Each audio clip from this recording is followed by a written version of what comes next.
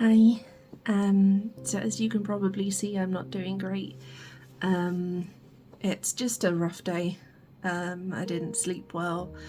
I did a bunch of stuff over the weekend, and I just can't do it today. Although it's Monday, I'm gonna stay home. I don't know why I'm getting upset about this now. I'm trying to talk about it.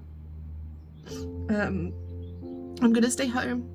I'm not gonna go to choir. I'm gonna practice at home instead, and I'm just gonna rest and look after myself and hope that tomorrow or the day after or whenever it is, I'll be feeling a bit better and able to do the work I need to. It's just very overwhelming right now. And I'm going away this weekend to see family, which it's lovely to see family, but it's a lot for me. And after I travelled not that long ago, and I'm just I just need to give myself some space a bit. I'm still doing really well, at least that's what people are telling me. I don't feel like it. I feel like I'm being lazy. I know that's not true. But yeah, I'm just gonna rest and try not to let the stuff in here beat me up too much. And I'll see you again when I've hopefully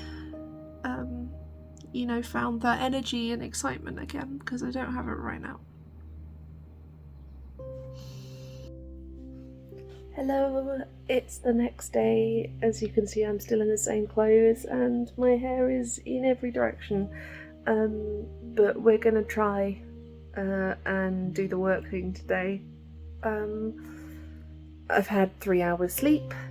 I couldn't sleep anymore, and we're gonna do our best. I will almost certainly have to nap at some point today, but we're just gonna try.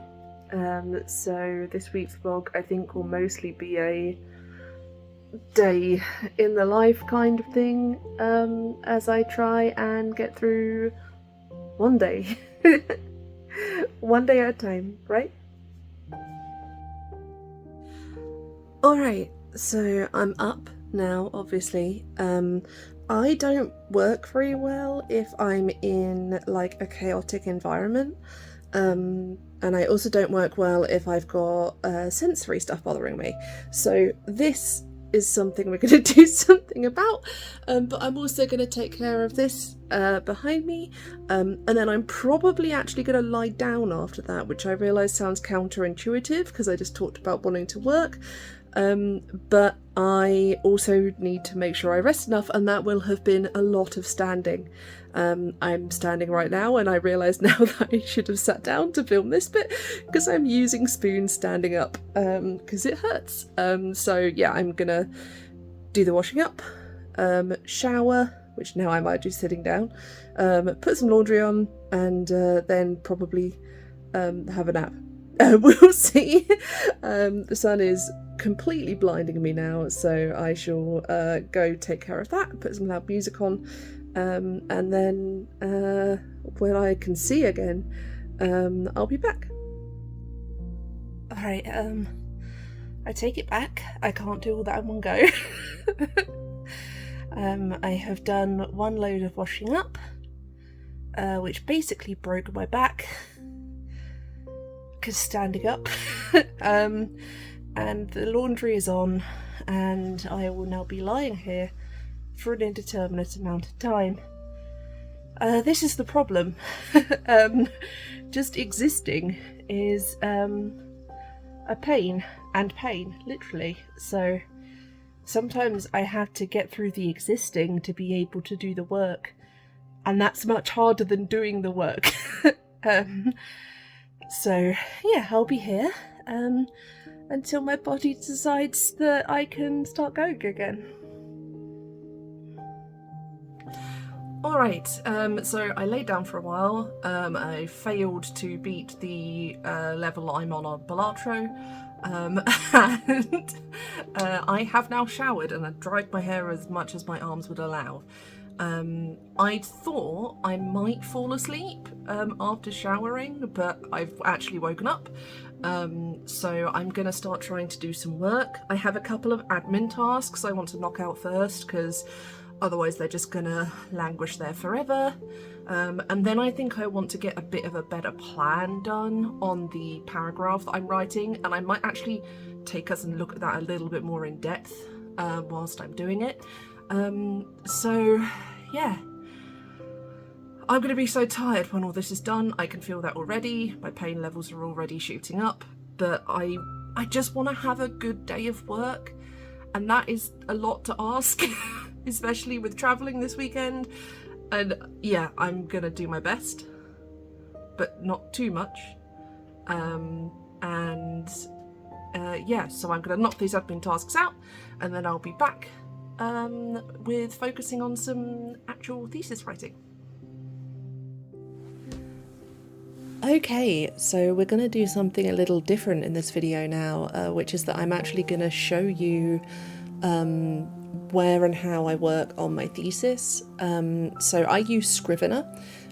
Scrivener is actually a novel writing program, but I find it really useful for thesis writing because, as you can see from the left-hand bar here, it allows me to break things up and plan them out a lot more easily than if I was using, for example, a bunch of Word documents. Scrivener, as far as I know, is also not taking everything I write and using it for AI. So that's definitely a bonus in this day and age. So yeah, I wanted to kind of talk through this chapter because I think that will solve the problem of helping me plan out exactly what I'm doing and where I'm taking all of this idea pile I've got and how I'm making that into an actual chapter. Now I will give a brief content warning, which is that this chapter explores the mad experience of identity, which means it does talk about prejudice against mad people, neurodiverse people and similar. It does include some very aggressive negative self-talk. We'll come on to that in a minute. It does talk about suicide and self-harm, and also it covers a game that has some very monstrous horror elements, including cannibalism and sexual assault. Now, I'm not going to look in detail at those parts because that's not really what we're covering, and also I'm probably cutting them. So don't worry too much about that last one. But there are some visuals from Song of Sire in here, which do show the monstrous world that Fuminori comes to see. So this is what you're looking at now, where my chapter originally started, which is me talking about what it means to call visual novels interactive and immersive.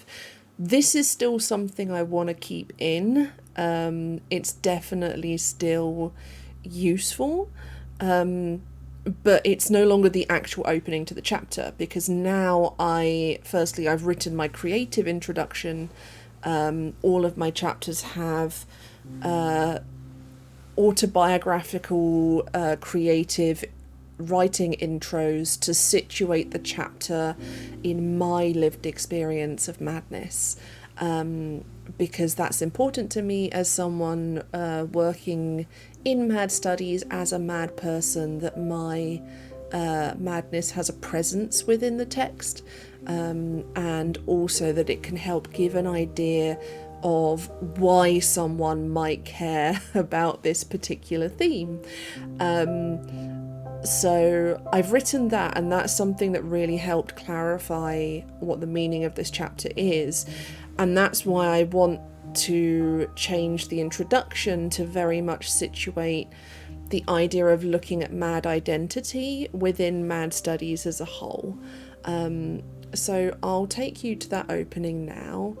As you can see, it's one paragraph, it's one stream of consciousness, it's quite unpleasant to read. You're welcome to do so, I wouldn't be showing it otherwise. It's going in my thesis, so you know.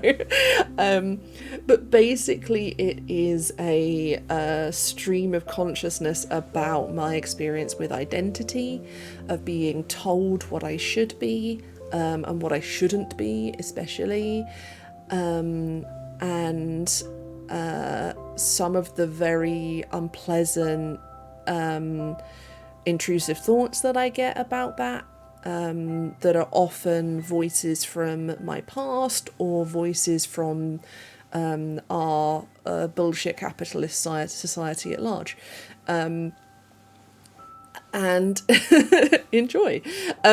So this is my creative intro. This is how the chapter to the start to the chapter actually goes now, and then moving from this, so this is very similar to previous chapters. So for example, I can show you the bit from chapter 2, which is my video games chapter, which explores my experience with what feelings I can get from video games, especially in terms of having a connection to reality. So yeah, that's the sort of thing that they are. So going to the introduction to this chapter, I wanted to situate this a bit better in mad studies as a whole, and especially in this idea of mad identity as a counterpoint to so-called normality, which is where Chapman's Empire of Normality is coming in. And that's something I want to work through more, but something I was thinking about is, what is it that I need from that book? Like, obviously, there's a lot of wisdom and interesting ideas in it. I'm not saying there's nothing in it. This is more a question of, how do I take what's in there, you know, do I need to read the whole book in order to proceed with the chapter? Because something I often find is that I gate things I need to do behind bigger things that are harder for me to do. Reading an entire book, I sometimes do in an hour, and sometimes it takes me a long time, and I cannot determine which of those it's going to be ahead of time. Something I want to look at is that idea of what else am I trying to say in this. So that's what we're going to do now. Yeah, we're thinking about the relationship between normality and identity. There is a reference I've got for that. That's a Nick Walker reference, which I would imagine Chapman uses as well. So I'm just going to make some notes here. So normality and identity ref, page 177, Mad Fern Walker ref. So identity and selfhood as changeable and mutable. I've covered that a little bit in my creative introduction. I've got this paragraph here that connects it to, because my thesis is kind of not a retort to Arthur Frank's concept of chaos narratives, but both a retort and building upon it. I think so. Frank's idea of chaos narratives is that when you are in chaos, when you are in acute illness or distress, that you can't express what is happening to you. The idea that you need to process what's happened to you, narrativize it to then tell it. There are problems with that have been highlighted by a bunch of theorists in sort of Strawson's Against Narrativity, and there's a wonderful piece on episodic narratives by a variety of medical humanities scholars, and that they're very useful in terms of thinking about the demand for chronological narrativization, neat narrativization, as being sort of fundamentally ableist, basically. I'm sort of taking this a step further and saying that to express madness is to express chaos. So if you want to be able to express a chaos narrative, you have to be able to express the unexpressible. So it's a case of finding, how do we do that? And that's why I'm looking at different media types, is because in these interactive forms of media, there is more room to express contradiction. And that is why visual novels are particularly good for this, because visual novels are created around the notion that you're going to replay them. They're created around the idea that you will take this branching or braided narrative, as the wonderful Slay the Princess writer calls it, a braided narrative, which is a much more accurate thing, because if anyone watching this has ever done any kind of branching narrative writing, you'll understand that you don't branch indefinitely, because you'd end up with far too much to write. Inevitably, things loop back to a certain point. Like, those of us who've played narrative video games have done that thing of, you know, you go off and do your different thing during Act 1, but the climax of Act 1 comes down to the same, like, question, right? The climax of Act 1 of Baldur's Gate 3, for example, is all based around what happens to the druid and refugee camp, and it's all based around how you resolve things in the goblin camp. So whichever route you take in doing that, it all comes back to the same location, and that's why it's called braided, because it branches away and then comes back and is woven together. So yeah, that's something I'd like to put down as well, which will probably be how this part leads into the next part, which is visual novels as a site for contradictory narrative due to replaying branching nature. And then I'm going to put as a sub thing for this Crip time, because I also see visual novels and their replayability as an expression of Crip temporality. If I haven't explained Crip time before, Crip time is this idea that the way that Crip, disabled, mad, neurodivergent people experience time can often be heavily distorted. I think everyone, regardless of where they sit in terms of disability, has had some kind of illness, whether it's a cold, a stomach bug, something like that, where time seems to distort. Like, it feels like you're nauseous forever. It feels like your nose will never be unblocked again. You know, it does. It might be these like silly little things like this, but that's the basic concept. And there are many ways that Crip time manifests, and one of them is like the is this idea of the recycling of time. So, for example, I've been to countless doctor's appointments, to the extent that my memory of GP appointments, hospital appointments, whatever it might be, kind of becomes in my memory this melange of being forever in a doctor's surgery. Related to that is the idea of waiting. There's a lot of waiting or enforced rest involved in being disabled, and that sort of thing distorts your experience of, you know, one day after the other. So that's a really important thing that I want to bring into this chapter as well. All right, let's look at the rest of this. So I've got everything we base identity on is embedded in neoliberal capitalist ableism. I've got the thing about us asking kids, what do you want to be when you grow up?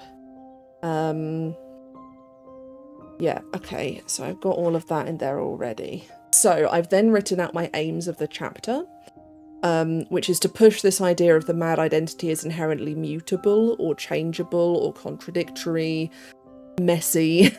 I think it's Therí, Alyce, Pickens who uses the idea of sitting in the messiness and incoherence of madness. Has a really nice quote about it that I might bring into this as well. I'm going to write that